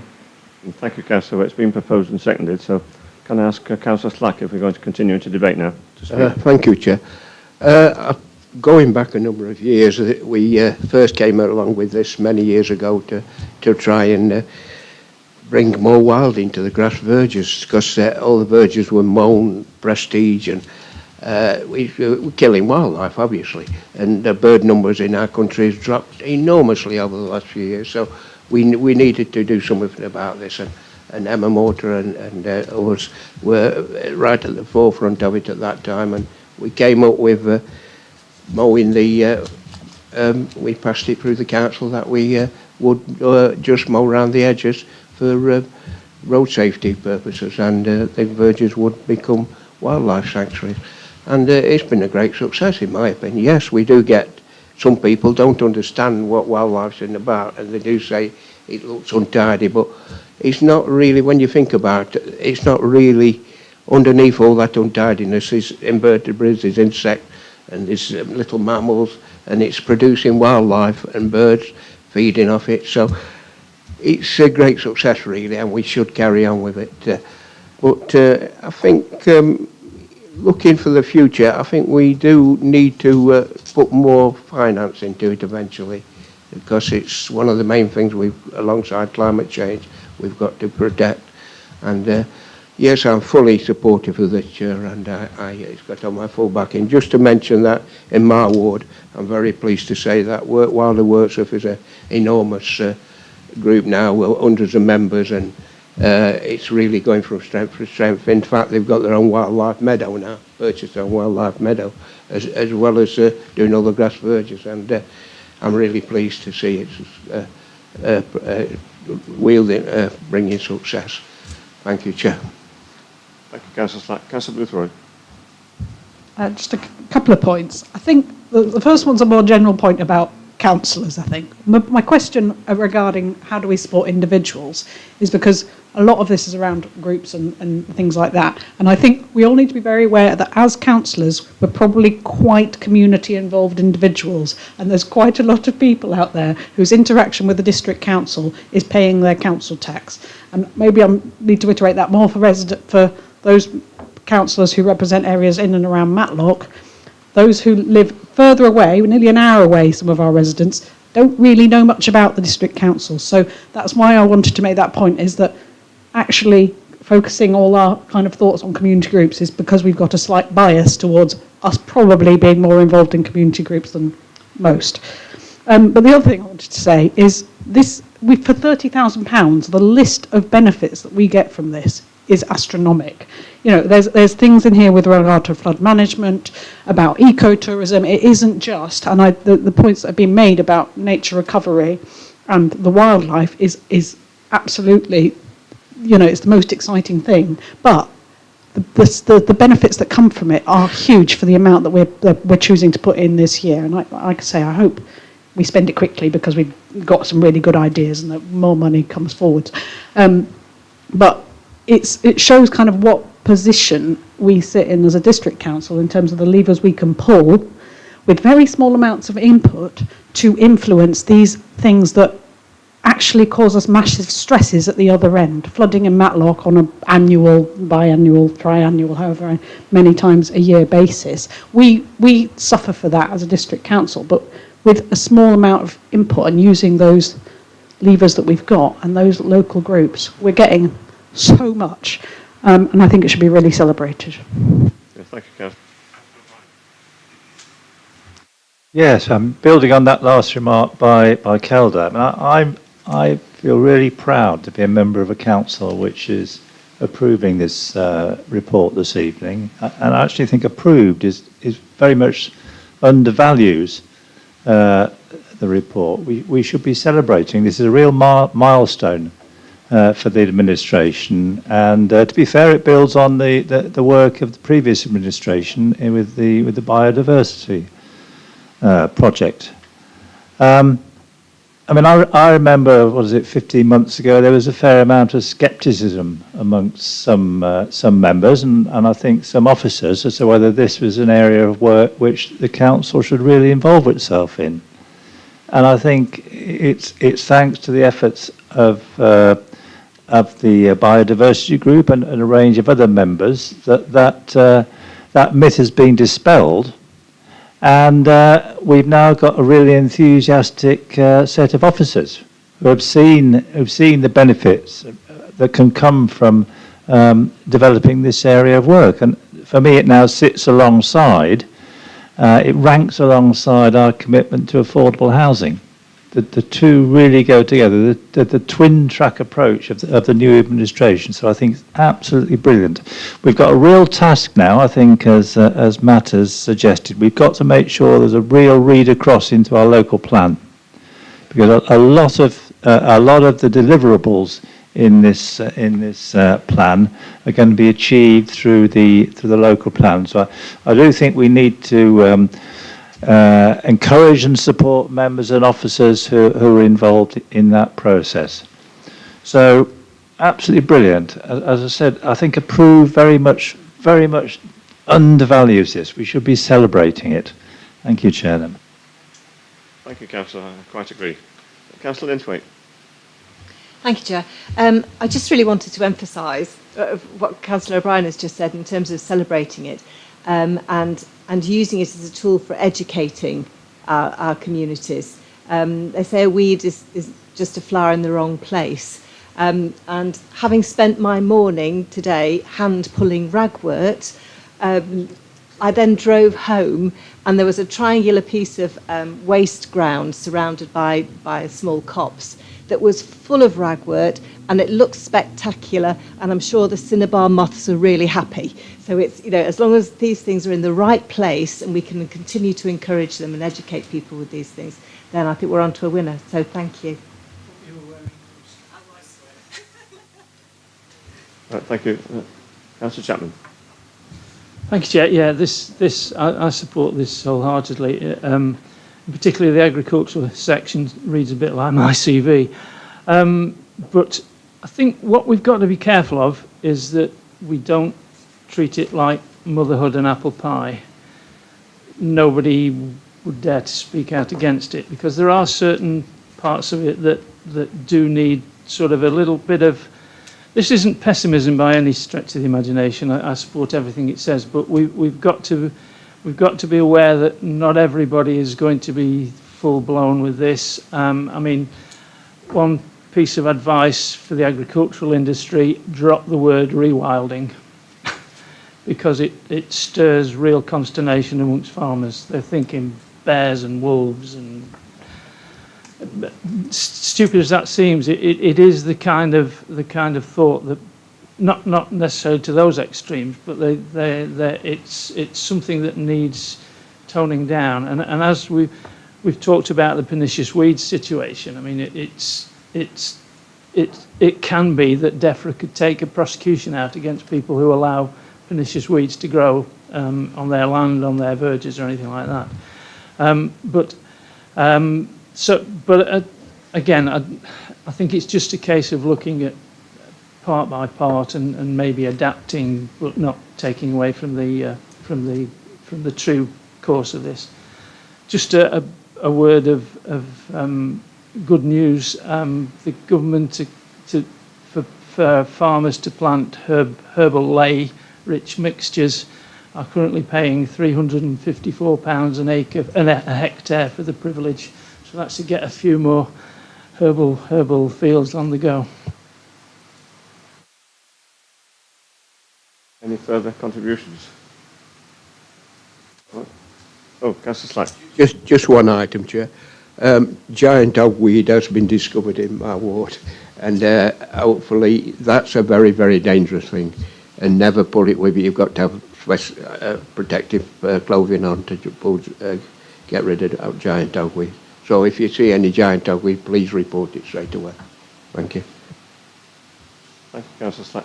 Can I just ask, Ash, is that something that our staff come across when they're going out mowing, particularly on verge or road junction verges where visibility is important, they come across something like that, do they tackle it right away or report it, or even propose that another team go in to address the issue, suitably clothed, of course, and protected?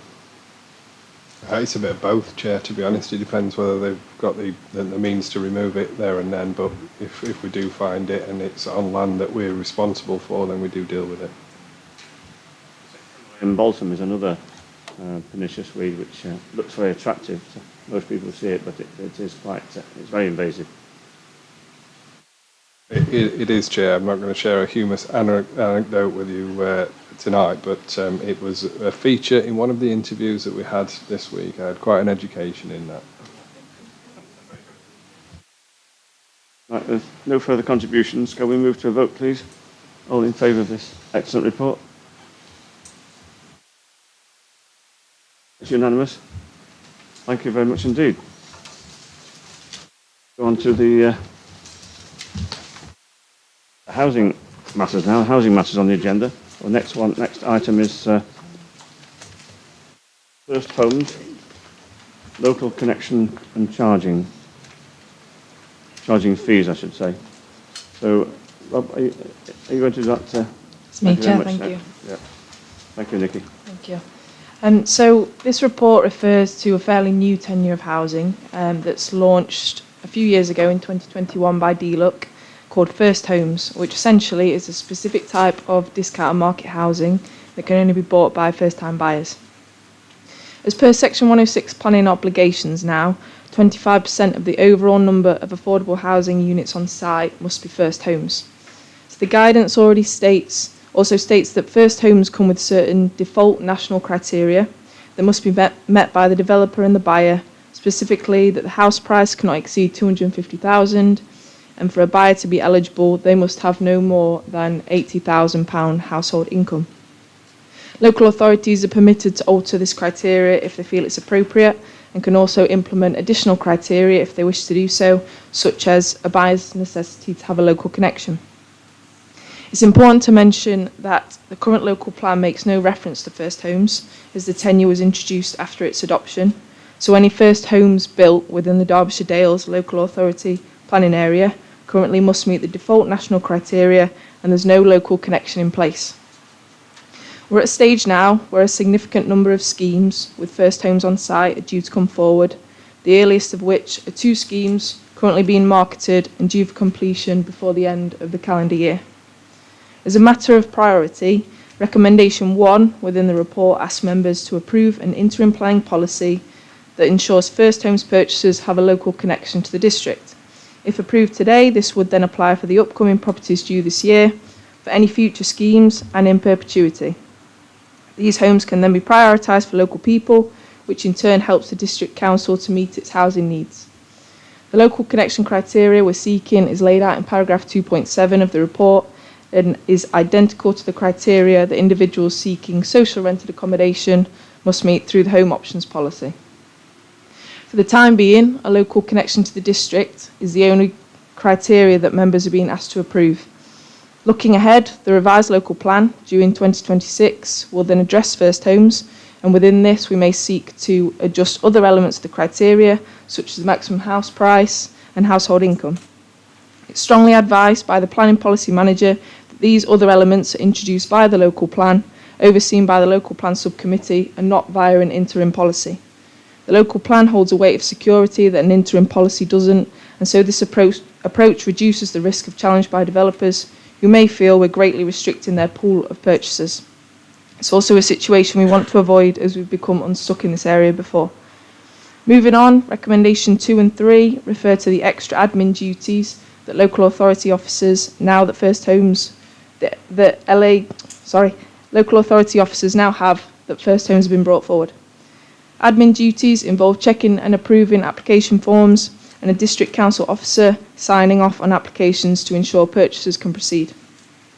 Currently, there's no funding by the government to cover the extra officer commitments, and so we're seeking to charge a fee to developers of £1,448 per first home, which has been calculated based on the time that relevant officers will be spending on admin, of which a breakdown can be seen in Appendix 3.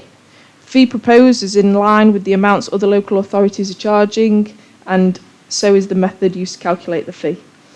Rob's helped me quite a lot with this report as well, so both of us are happy to answer any questions. Thank you, Nicky, for that report. Any questions for Nicky and Rob? Yes, Councillor Boothroyd.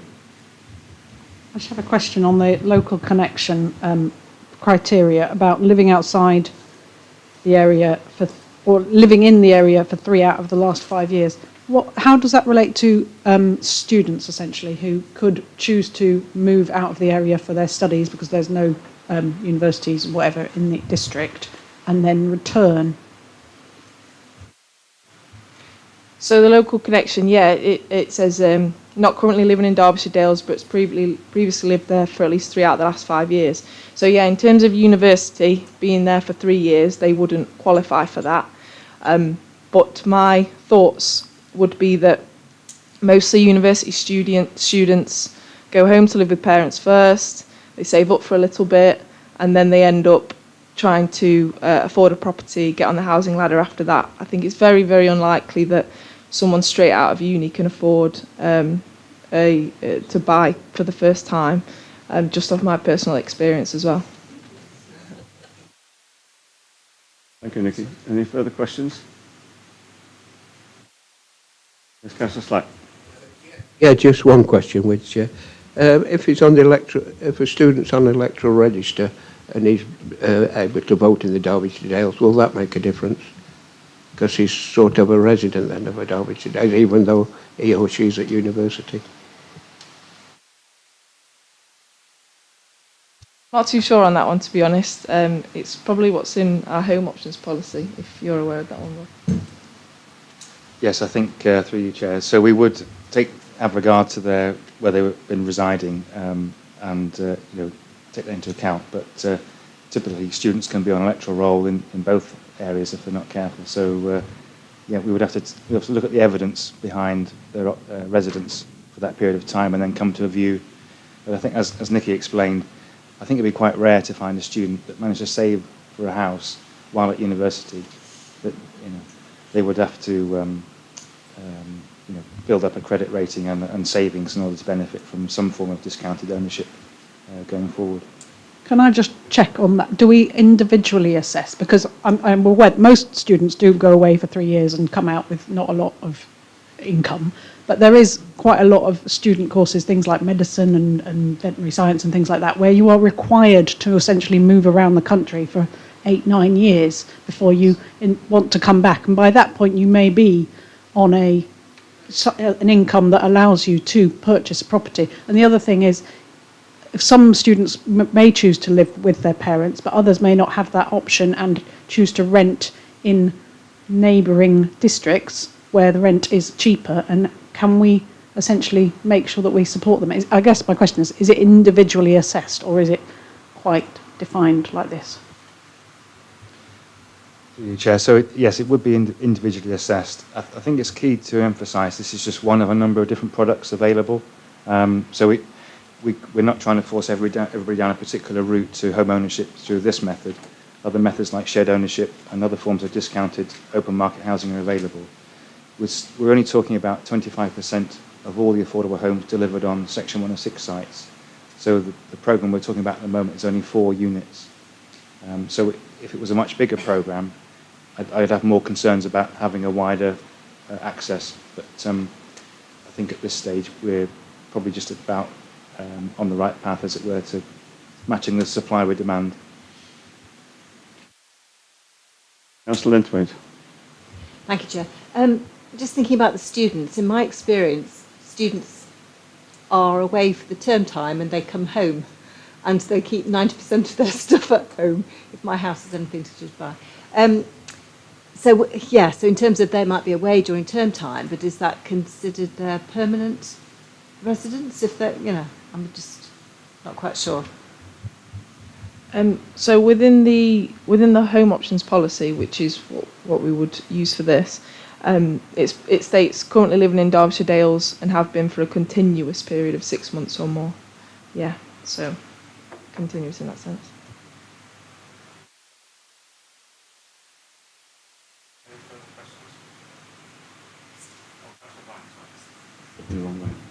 Yeah, Nikki, we had a debate last week about second homes and planning policy, and as part of that, we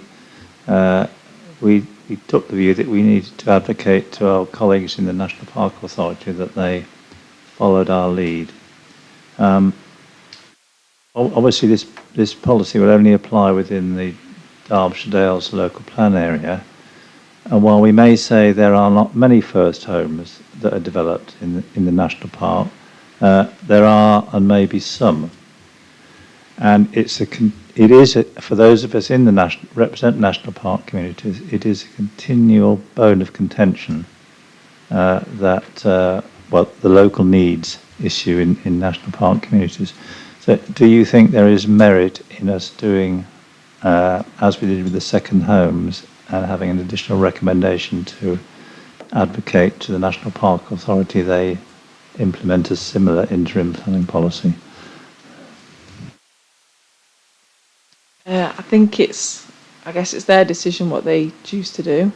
I think the number of Section 106 schemes has been, in the past, I think you mentioned this stat to me, 22 years. In the last 22 years, there's been 4 schemes. So, with affordable housing units on site. So I think in that sense, there's going to be a very low number of first homes that come forward.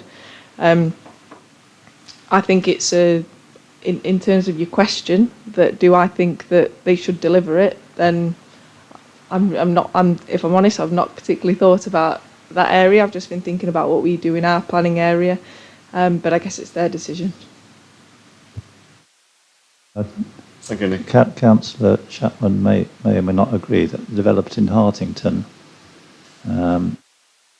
there were first homes had been part of that, and I suspect there would have been pressure from the local community that those should have been given, local residents of the Dale should have been given first refusal to those. And I agree there are not many, but the National Park Authority don't always do things that we may think are sensible.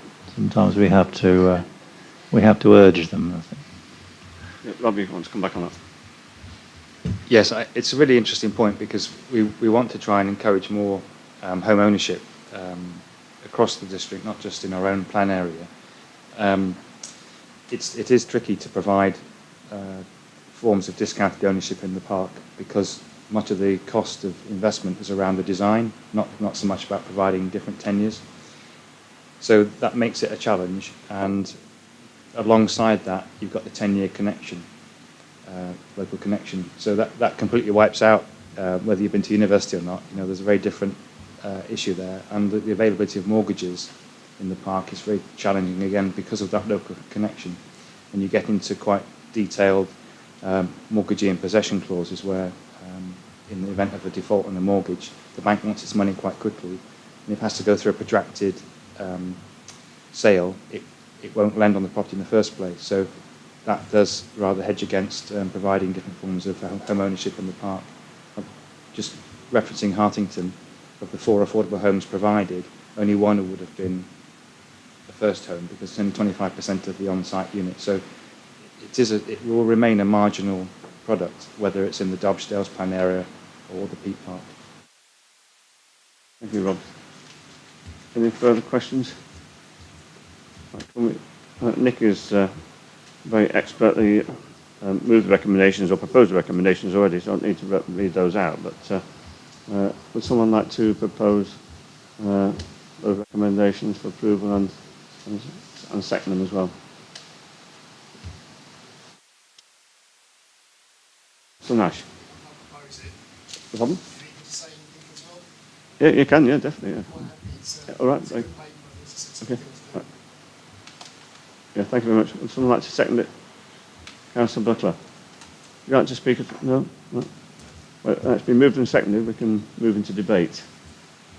Any contributions to the debate? Or all been dealt with on the questions, perhaps? Right, okay. Well, can we go to vote in that case then? All in favour?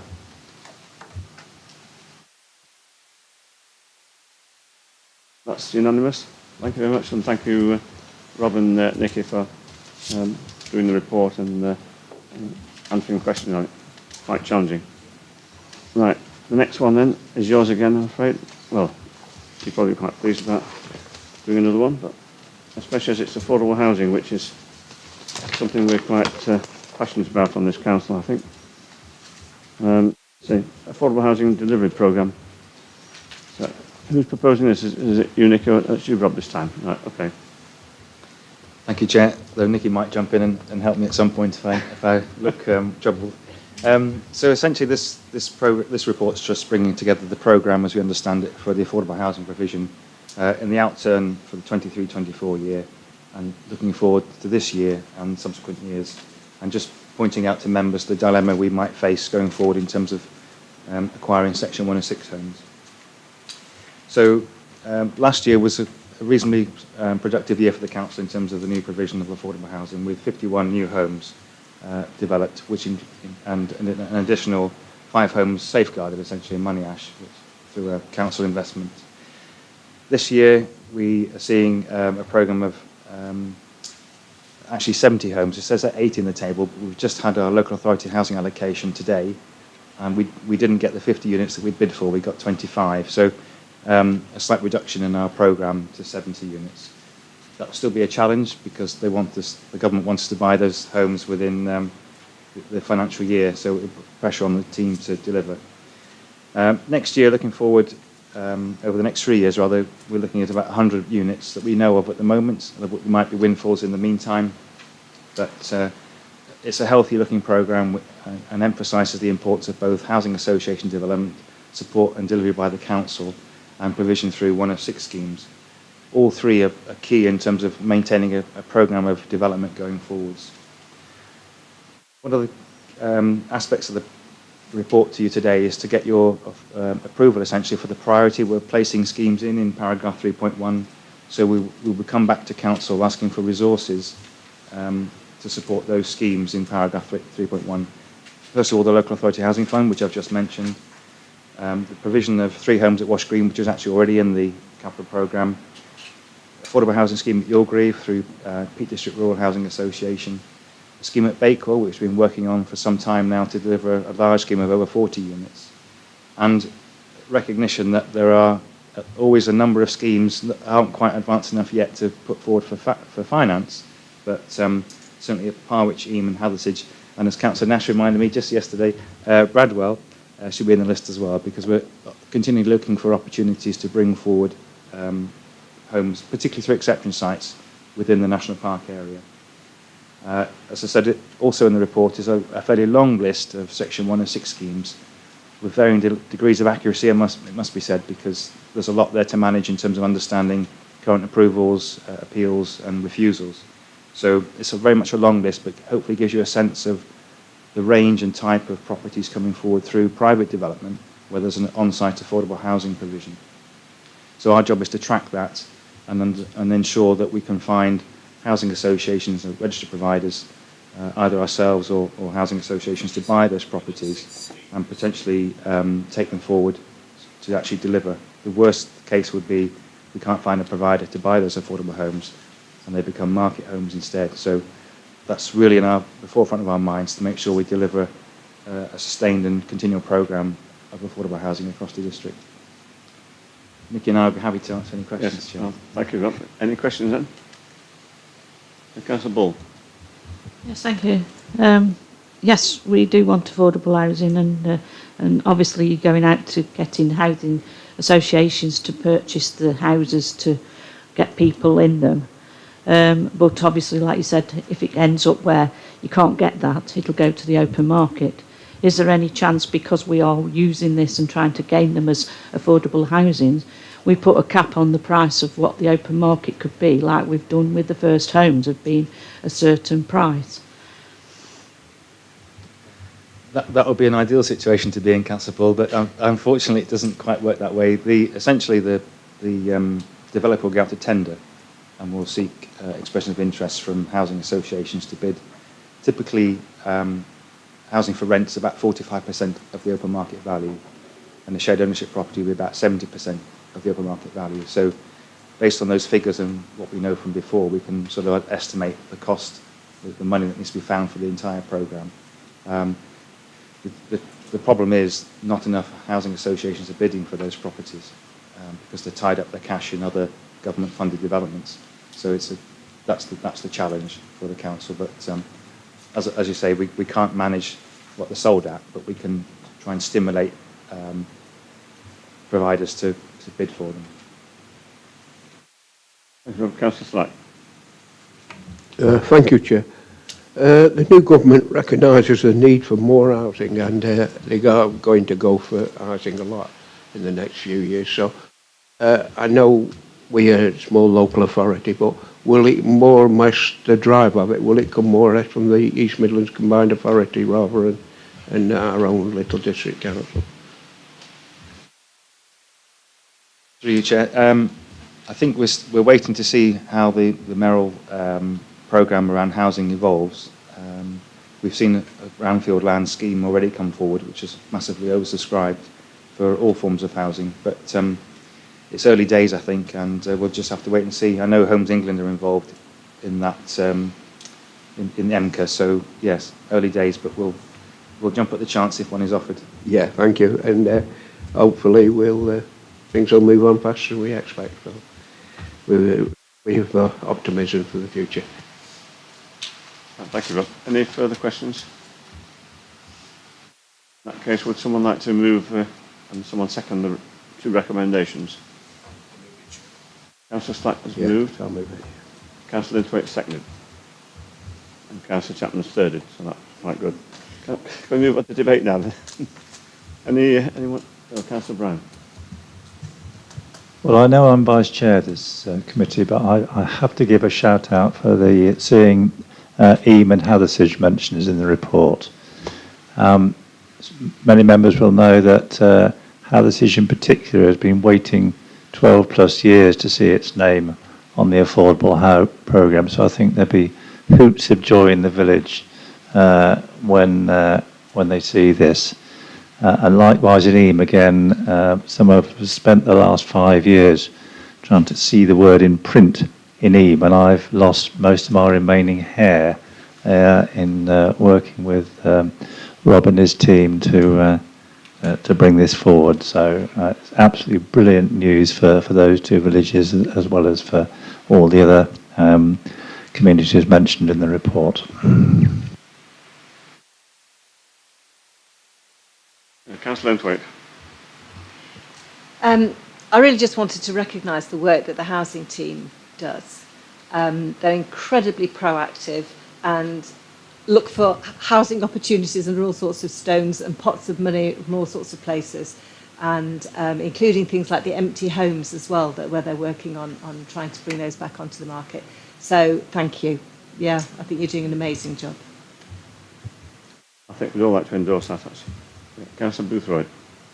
I'd like to agree, but none of the villages in my ward are on the list at the moment. But I'd just like to say that where these villages are getting 1 or 2 or 4 houses, for the size of the village as a proportion, that is huge, especially in the Peak Park villages where such a large proportion of the existing housing is second homes, that it has such a huge influence on the communities there. And I think it's really, when you look at these numbers, and they seem really small, as a proportion of the size of that, but Moniash, for example, is not, you can walk up and down it in 5 minutes. It's a small village, but it's got a school and it's got thriving businesses, and these really contribute to those communities in a way that I think it's quite hard to sort of comprehend when you see a table with 1 or 2 or whatever written in it.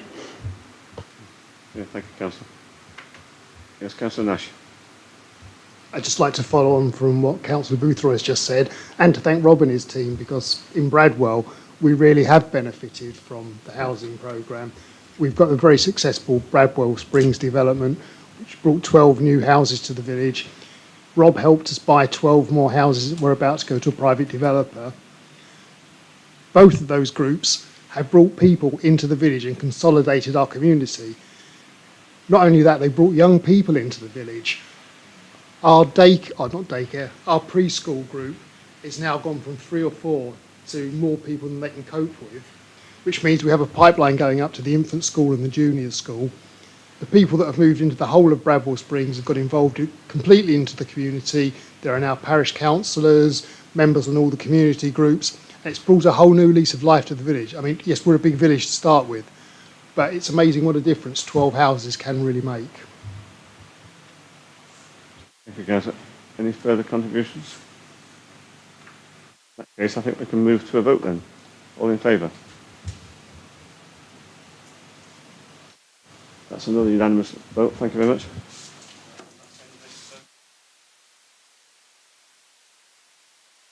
Can I thank Rob and